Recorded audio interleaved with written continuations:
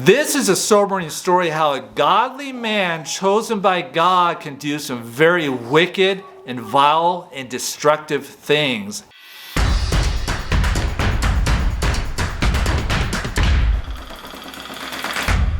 The power of reading can truly influence a person's life, especially when that reading is in the form of a story and that story is a true story. Here's 5 true stories that we believe have changed our lives. Are you ready, Neil? I'm very ready because these are Bible stories, so I'm very excited. Okay, story number 1. The story of Joseph, Genesis chapter 37. Here we see Joseph as a 17-year-old boy. This is about 22 generations after Adam, so I would imagine maybe around 1700 BC. Joseph's father's name Jacob, and Joseph had 11 brothers. 10 of those 11 brothers hated him. They hated him to such a point that they actually sold him into slavery, and they lied about it. That's an amazing family dynamic. We have Joseph, he's younger than all 10 of his brothers. We have 10 grown men selling him into slavery, and they're lying to their father about it. Well, anyway, Joseph, while in captivity, was taken into Egypt. There he was made servant to a man by the name of Potiphar, who was the captain of the guard for Pharaoh, king of Egypt. Joseph was a man of good character. He had high morals and God blessed him greatly. Potiphar, Joseph's new master, was so impressed with Joseph that he made him the overseer of all of his business. Well, unfortunately, Potiphar's wife had an eye for Joseph and she tried to seduce him to cause him to commit adultery with her. He resisted. She continued to press him, and he continued to resist. She got to the point where she could frame Joseph and convince other people that he was the one trying to seduce her, and he is thrown into prison. Joseph was a man of good character. He had high morals, and the prison warden was so impressed with Joseph that he made him overseer of his personal business as well. While in prison, Pharaoh, the king of Egypt, had a couple of unusual dreams, and it bothered him. He didn't know what they meant. His wise men didn't know what they meant. When Pharaoh found out that Joseph seemed to have a knack for interpreting dreams, he pulled him out of prison immediately and went face to face with him. God gave Joseph Pharaoh's interpretation that God was going to inflict the land with a great dearth, a great famine for 7 years that was going to be devastating. Joseph admonished Pharaoh to begin preparing for it immediately before it was too late. Pharaoh was so impressed with Joseph that he actually promoted him to be the second in charge of the entire kingdom. Under Joseph's counsel, Egypt not only made it through the famine quite well, but they were able to nourish the entire land. That's an incredible story. Did I leave any details out? No. So what do you gather from this? What does this story tell you that changed your life, Neil? For me, this story, it just shows that what matters is your truth. If you know that you are right with God, in God's eyes, you're fine. Because Joseph got in trouble because people thought he wanted to rape the wife of that guy, but you know what? He did not. And the way he did it was so believable to the wife, even though she was lying. But God promoted him, so that's what taught me. Yeah. The meaning I get is to do what's right all the time, regardless of the circumstances. Yeah. And at any point, God can elevate you up that you can be a blessing or help other people. Mm-hmm. And one detail that I did not mention was he was reunited with his families and his father as a result of this. So God can do powerful things if you just purpose in your heart that you're going to do what's right and not have a bitter attitude about it. Yeah.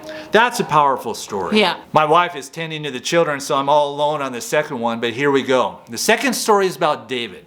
1 Samuel chapter 16.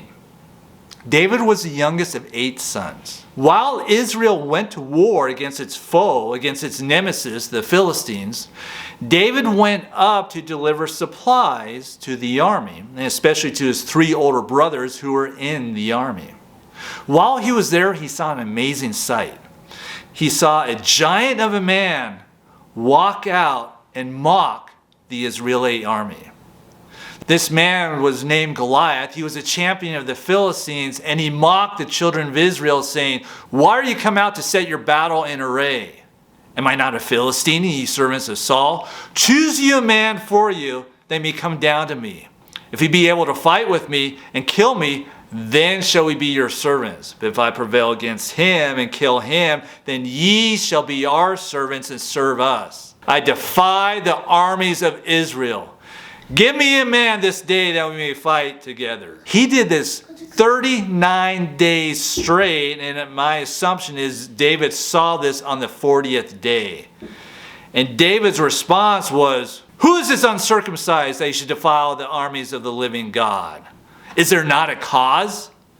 And he went throughout the troops to try to get someone to fight against him, because the entire army was afraid of this man. The king of Israel was afraid of this man. Even David's older brothers were afraid of this man. But he was not afraid because he knew that God would back up a man of faith. But he couldn't get anyone motivated.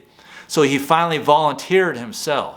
David faced off with this giant of a man and his armor bearer with no sword. David had no sword, no armor, and no armor bearer. All he had was a sling and some stones. He ran at Goliath and slung his first stone and killed Goliath in the head, and he fell over dead. David grabbed Goliath's sword and cut his head off. I assume the armor bearer ran away. So he brought victory to the children of Israel. The king of Israel was so happy that he celebrated David and gave David's father freedom from, I assume, taxation and so forth. This is a powerful story. Neil, did I leave any details out? No. What do you grab from this story, Neil? That if you trust God, you can even kill big giants, big obstacles. Yeah, if you trust God, God will allow you to overcome great obstacles. And the way I read into it also is a fearless man of great faith can be elevated to do great exploits for God. That's a powerful story. Let's go on to number 3. Number 3 is a very sobering story. It's about King Saul. King Saul was a very humble man. God chose him to be the very first king of Israel, and he elevated him to that spot. At first, King Saul did some wonderful things for God, but then he turned. He became very prideful, and he did some horrible things to a lot of people. One thing on the top of my mind is he killed an entire township of God's priests with no fault to their own. And not only that, but their sons and their daughters and their wives were killed as well. This is a sobering story how a godly man chosen by God can do some very wicked and vile and destructive things. And it's a very sobering thought for us who believe in God and think we have great faith in Him. Are there any details or anything you'd like to add? No. And what do you glean from his life? Is that God can choose you to be the great man for Him, but if you are taken with pride and think that you are all that, God can take you down. Just like how He took Saul down, because Saul was a man that was little in his own eyes. Like, he was very humble, and God chose him, but he started becoming so puffed up, and then God brought him down big time. And just because God promotes someone doesn't necessarily automatically mean that they're going to do a great job. Or they can do a great job for some time, but if they pride themselves, I mean, he did a good job, a lot of great job. Yeah, at first he did, yeah. Yeah, but because he prided himself so much, he thought that he can do stuff by his own power. He literally took the job of a priest upon himself. And God said, don't do anything let the priest be the one doing the job for the priest, but he decided to do it. And God hated that big time, and he fell big time. So you ready for the next story? Yes. Okay. This is a story about a man who was born blind in John chapter 9. I love that. Here we see a beggar who is born blind. Jesus and his disciples, when they walked by him or when they saw him, his disciples turned to Jesus and they asked, who did sin that this man was born blind? Did he sin or did his parents sin? And Jesus' response was, neither one. This man was born that way that he might manifest the works of the Lord. Jesus healed the man, and everybody was amazed because they knew that he was born blind and that he was a beggar and that he had his sight restored. And people asked him, who healed you? And he said, Jesus healed him. Well, the religious establishment, they had a hard time swallowing that pill, and they tried to confront the man, interrogate the man, but he stood firm and said, this man healed me. And they tried to convince him that that Jesus was a sinner. And he said, whether he be a sinner or no, I know not. This I know, I was blind, but now I see. I'm paraphrasing a little bit about that. But he stood firm, and he even worshiped Jesus in the temple, and he called him the Lord. This is a powerful story, and this is one of your favorite stories of the Bible. Yes. Are there any details that I'm leaving out? No. And what do you glean from this story? One thing I get from this story is that sometimes our imperfections are not necessarily meaning to demean us, or we should take our imperfections to let us down. Sometimes your imperfections are the ones that are going to glorify God. A lot of people saw that man and that he could see, and then it glorified God. And not only that, he was born blind for the purpose of glorifying God. So many of you watching this video may be having a low self-esteem, maybe having imperfections that are stopping you from actually standing out or doing something. But sometimes those imperfections are going to be the one that are going to change your life. Like, for example, I lost both my legs, and I have a YouTube channel, and it is actually doing very, very well. And had I just stayed home and felt sorry for myself, I would not have changed a lot of people's lives. And I received a lot of comments saying, no, because of you, I'm able to stand out and understand that God is powerful. So I see the glory of God. So sometimes our disabilities or our problems are a way to really glorify God. Yeah. And one thing that stands out to me also is, notice the assumption the disciples had that just because this man was imperfect, that he must have done something wrong, or his parents must have done something wrong as well. And there are people in society, they kind of look down on people with disabilities and assume that they did something to cause that, but that's not necessarily true. Here we see that this man, God chose him to be like this, born this way, so he can manifest the glory of Christ. Our fifth story that have changed our lives is from Psalm 127, so it's not necessarily a story. And I'm going to read 3 verses. Lo, children are an heritage of the Lord, and the fruit of the womb is his reward. As arrows are in the hand of a mighty man, so are children of the youth. Happy is the man that hath his quiver full of them. They shall not be ashamed, but they shall speak with the enemies in the gate. What do you glean from that? Okay, I'm coming.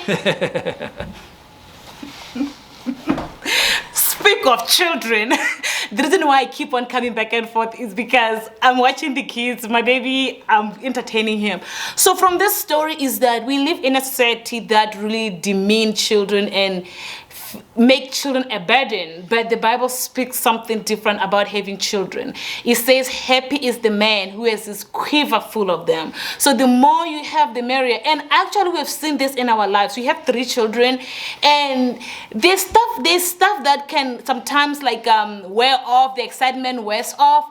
But every day, your child is going to make you happy. Either they're going to say the darndest thing. They're going to say something very cute, or they're going to shock you with something. Like every single day, there's something that one of our children does that is going to make us happy. And we live in this society that makes the more children we have, people look at you like, oh, you have your hands full. Are you going to be able to deal with them? And from what I see is that the more you have, the happier you become. And I'm seeing that I have 3. I believe that when I have 4, I'm going to be happier. When I have 5, I'm going to be happier. I don't see myself getting sadder as I have more.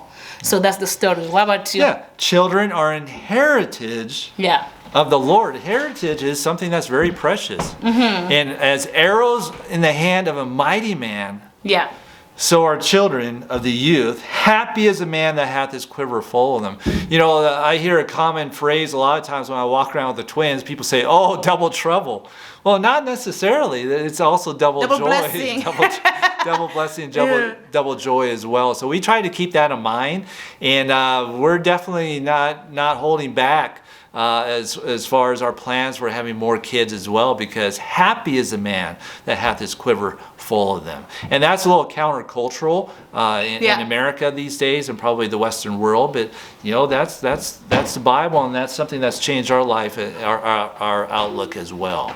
So those are 5 true stories.